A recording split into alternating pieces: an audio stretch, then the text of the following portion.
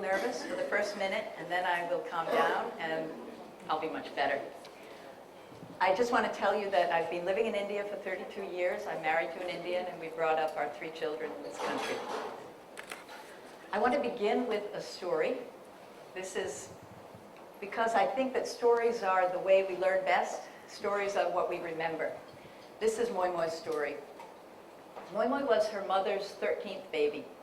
After her 12th baby, her mom had had herself sterilized, but the operation didn't work, and Moi Moi was conceived anyway. So then her mother decided that she would have an abortion. She came down to Dehradun, which is where I live, and she managed to choose the one doctor in our city who doesn't perform abortions. So that doctor persuaded the mom to have the baby anyway, and she said that she would find a home for it. A few months later, she was coming down for a routine prenatal appointment, and she went into labor on the bus. The bus pulled over, and Moi Moi was born on the side of the road. She weighed just under 1 kilo, and she was 12 weeks premature. 10 days later, 2 American doctors were working in the hospital where Moi Moi was left. And they heard the story of the little girl who needed a home, and the woman said, "My sister will adopt her." And the sister was me, and that's how Moi Moi came into our lives and changed everything. She changed everything for the reasons that all babies change everything. But she also had profound special needs, and that took me on a course that I had never dreamed of for myself. You wouldn't know it to look at her now. She's 23, but Moi Moi is profoundly disabled. She uses a wheelchair to get around. She speaks only with her eyes. She eats through a tube that we've had surgically inserted in her tummy, and she depends upon us, the people who love her, for everything. There are 150 million people in India like Moi Moi, and that's according to the WHO. I didn't make it up. But unlike Moi Moi, most of them have a lifetime of exclusion and isolation to look forward to, unless we change the story. People with disability are largely invisible in India. We see them on the street corners begging. We see them on the railway platforms as objects of pity. Kids don't go to school. We don't see people with disability in our banks or offices. That's 150 million people who are marginalized, frustrated, and more important for the nation, unproductive. And don't forget their families. If you've got 150 million people with disability, you have at least 600 million people who are directly affected by it. The answer is simple. It's early intervention. Get started before anybody has the chance to tell a child with a special need that they are not worth anything, that they are a piece of trash, that they are a waste of space. Why early intervention? Neuroscience tells us that the infant brain is developing at an unprecedented rate. At no other time in our lives will we be able to learn and develop and grow as much as we can during the first 3 years. This guy is a Nobel laureate in economics. He doesn't deal in sentimentality or emotion. He's interested in the bottom line. He wants to know how much is it going to cost the country to do it, and perhaps more important, how much is it going to cost the country not to do it? If we start soon enough, kids can learn to walk, talk, go to school, and have fun with their friends. It's not a magic cure, but every single child can learn. Every single child can develop. Without it, those children and their families face a lifetime of isolation and sadness. And again, more important for the country, lost productivity. The Latika Roy Foundation's vision is that when we plan for the most vulnerable among us, we make the world work better for everyone. And think about it, this is true in every situation you can come up with. What we do as a foundation, we provide direct services for children and adults with special needs. We start with assessments, which are state-of-the-art. We do early intervention. We provide education and therapy in a school or an early intervention center. Vocational training for adults so that they can get jobs. And we have an inclusion program for typical kids and kids with special needs so they grow up together and they know each other and they're not worried about differences. What makes us different is that we work with children and adults. We start at birth. We just had our youngest child at the Early Intervention Center, 7 days old.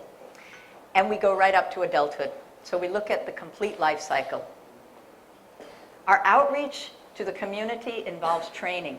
We want to get our hands on anybody who has anything to do with kids. We want them to know how to identify a child who's not developing as they should. So we work with doctors, nurses, A&Ms, ASHA workers, teachers, parents, anybody who is working with children, and we train them how to identify these kids and get them to us for referrals. We do awareness and outreach to the community so that people are aware of the issues involving people with disability and the importance of inclusion. We do advocacy because there are great laws on the books, but as we all know, they're not being implemented. We do communication because people with disability are often not aware that they have rights, and if they are aware, they don't know how to access them. And I don't think we say this often enough as voluntary organizations, we provide jobs. We employ over 100 people in our community, and these are people who go home at the end of the day knowing that they have done a good thing, that they have contributed to the world, and they feel good about it. And we believe in the power of ordinary people. Dehradun is a small city, not one of the big metros. We don't find it easy to find highly trained professionals. So we work with our local people and we make them professionals. We provide the training that they require so that they can do the work that needs to be done. From opening day in 1994, we have developed enormously. We started with 2 kids. We are now working with 300 kids every single day. We do 400 new assessments every year, and we provide outreach to over 10,000 people in a year. Our budget has grown to nearly 2 crores from a very small amount of 2 lakhs when we began. Perhaps our most tangible achievement is the creation of a public-private partnership with the Government of India.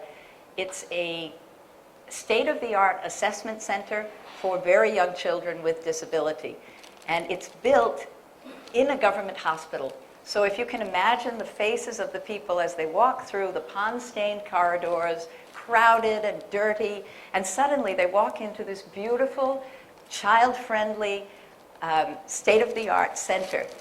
You should see their faces. They feel like they've walked into another galaxy. There are people here who work passionately and lovingly with their children, and these are the same people who went down to the OPD where they had to wait in line for 6 hours before they could get 2 minutes with the doctor. Sorry to brag, but we have gotten a few awards. We got the CNN-IBN Real Hero Award last year, and the National Trust, which is the Government of India's only body dealing with developmental disabilities, named us NGO of the Year. Our funding comes from all the 5 sources. We have a judicious mix. We're careful not to depend too highly on any one source. We'd like to increase corporate money and fees, but we feel like we're doing pretty well with the mix. What we can't put a cost on are the donated professional services that we receive from all over India and all over the world. People come and work with us as volunteers, and they change the face of our organization by building skills among our staff, by helping us look at what we're doing and evaluate it and analyze it. This is what we're talking about for our budget. You can see we're going up each year. In 2013-14, we expect a significant increase because we intend to build our own campus, and I'm going to talk about that in a little bit. Our administration expenses are under 10%. We're happy about that. And the sustainability enterprise I will also discuss in a few minutes. So we're doing well. Why do we need more? Nobody's ever satisfied. We have to train everyone in our state. That is what we intend to do over the next few years. And we do it in the traditional way, the cascade model. One trainer trains 40 ASHA facilitators. Those ASHA facilitators train 600 ASHA workers. And those ASHA workers reach out to 600,000 people. Now, we're not stupid. We know that by the time that trainer's information gets down to the 6 lakh people at the bottom, a lot has changed. The message has gotten diluted. But please remember that this is how we got rid of, what did we get rid of? I just blanked. Polio, right, that disease. We got rid of polio this way. We're working on AIDS. We're working on TB. This is the method that actually works. Now, disability, particularly developmental disability, is different from polio. We can't just put a few drops in a kid's mouth and she's going to be fine. But we can teach people, even that mother, grandmother in the yellow dupatta there, she can trust her intuition. She can recognize when her grandson isn't developing quite as quickly as he should be. And she can send that kid to the health worker who will send the kid to us. It is possible to train people to observe children and to trust what they're seeing. We believe that our numbers are our strength. I know many people think that's not true, but we think it is. And so our training is one of the core components of our program. Over the next 4 years, we intend to reach out to 50 lakh people in the community. That's half the population of Uttarakhand. And then in a few more years, we will have reached everybody. And you can see that the addition in staff is very limited. From 3 to 5 is all we propose as the increase. What will it cost us to do that? To train one ASHA worker, from 24 to 3,600 rupees. The variance is because if we go out to the field, it's a little bit more expensive to provide the training. To train one associate nurse midwife, between 3 and 45, again the same variance. To train a doctor, 6,500 rupees.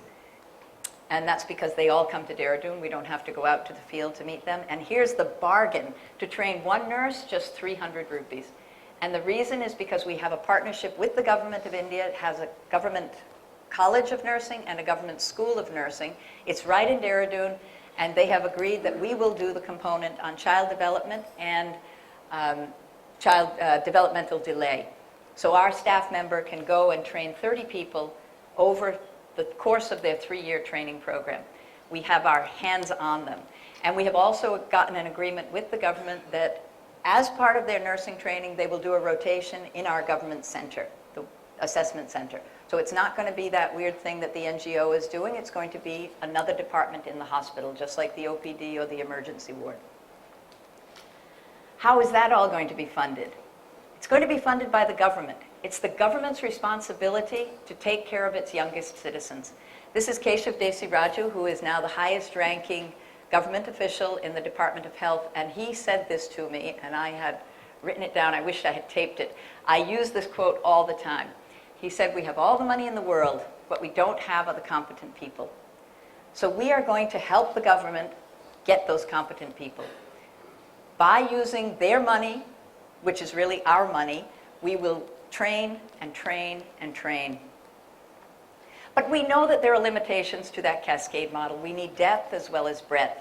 We have to have people who can then work with the kids. It's not enough to just identify them. You have to be able to give them the therapy and the education they require. So we are going to build demonstration centers of excellence for master trainers.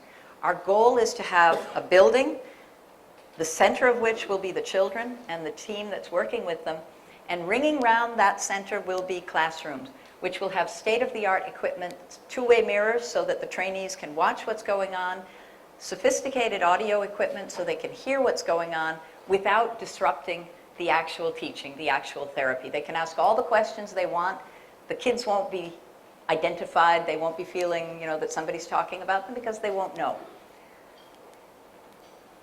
These are some of the things that we like to keep track of, our impact. I'm not going to talk about all of them, but some that are relevant to the early intervention program are the age at referral. When we first started the Latika Roy Foundation, we were getting kids as late as 8, 9, 10 years old. Now our average age at referral is 22 months. That's a direct impact of our outreach and awareness programs with pediatricians and other health workers. We look at referrals from the field. How good are we? When we go out to Almora and we do a training for ASHA workers or A&Ms, how many kids are referred by that center?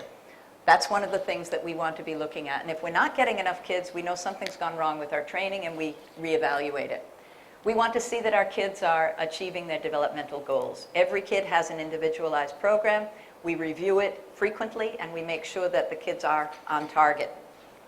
We want to see how many of our kids get into mainstream school as a result of our early intervention, how many adults are employed when they leave our college. We look at family mental health because that's a huge indicator of how well a child is going to do. If a mother is emotionally disturbed, having a hard time dealing with the added burden of disability, we want to get in there and help her. We look at policy changes.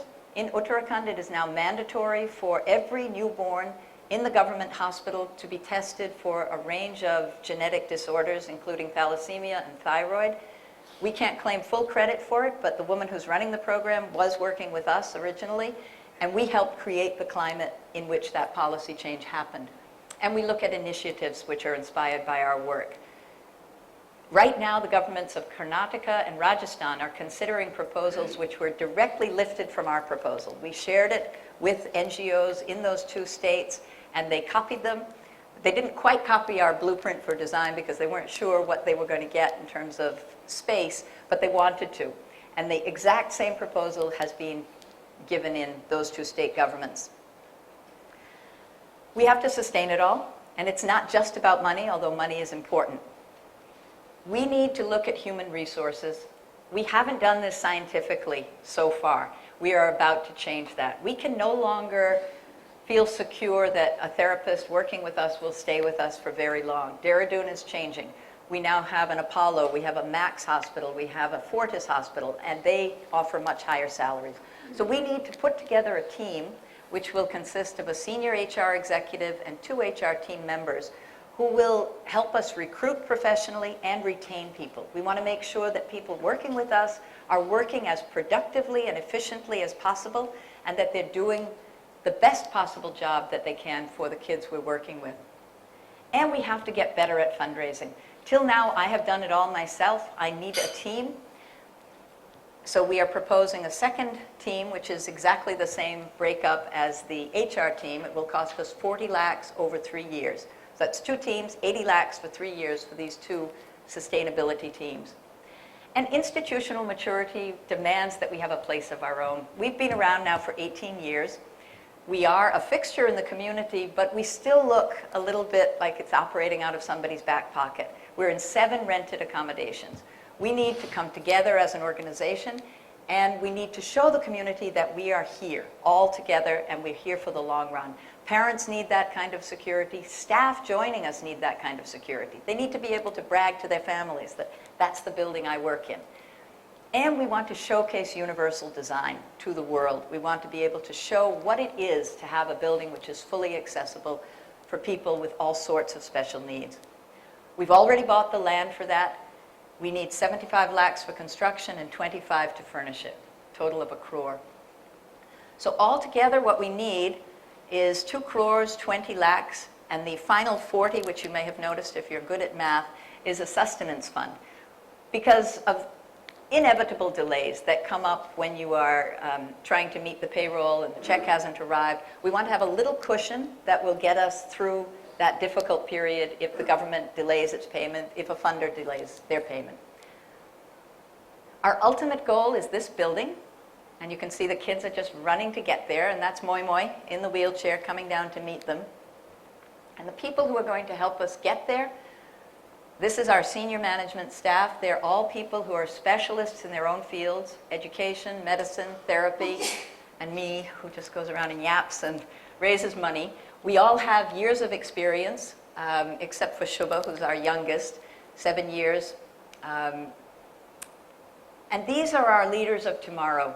They are all also professionals. They're all registered with the Rehabilitation Council of India. 2 minutes, okay.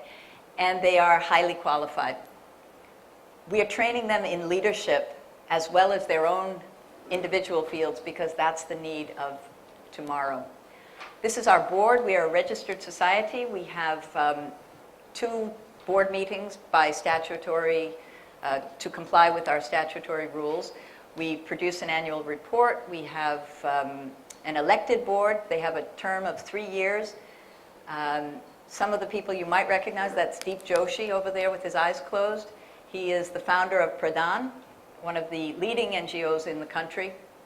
And other people on the board, you might not recognize their names. Sudhir Verma is one of the leading CAs in the country, specialist in NGO finance. Other people who bring education, therapy, medicine to our development. We have a number of advisory committees, and these are very active. Vibha Krishnamurti, who's sitting here today, is one of our advisors. And wherever we find a need, wherever there's a gap in what we can do ourselves, we reach out to people in the country and around the world to help us achieve it. They're in touch with us constantly through Skype, through visits, through email. And we get support from major donors like all of these. And we would like to invite all of you to join this illustrious crowd and help us take our dream, our vision to the next level. Thank you very much.